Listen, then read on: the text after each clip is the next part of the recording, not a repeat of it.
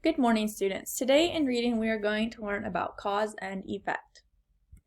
In this video, I'm going to show you the instruction and process of cause and effect.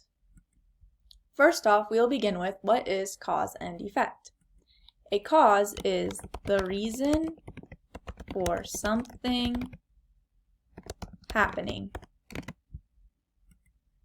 An effect is what happens as a result.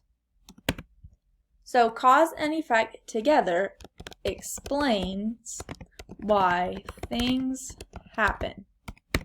So once again, a cause is the reason for something happening, and an effect is what happens as a result. When working with cause and effect, there are signal words that help identify cause and effect in sentences. Some of these examples include so, because, therefore, since, if, then, for, and as a result of. Keep these words in mind as we continue with the next slides. In the next few slides, we're going to go over examples of cause and effect. For each example, I'm going to read the sentence. I want you to think of the signal word, cause, and effect as I'm reading the sentence. So we'll begin with example number 1. Tim forgot his math book, so he wasn't able to complete his homework. So if you guessed right, the signal word used in this sentence is so. The cause of this sentence is Tim forgot his math book. This is the cause, because remember, the cause is the reason for something happening. The effect of the sentence is he was unable to complete his homework.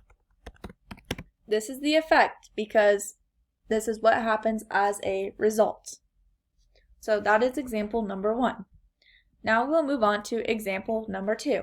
I want you to do the same thing. As I read the sentence, I want you to think of the signal word, the cause, and the effect of the sentence.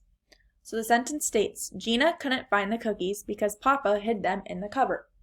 The signal word used in this sentence is because. The cause of the sentence is Papa hid the cookies in the cupboard.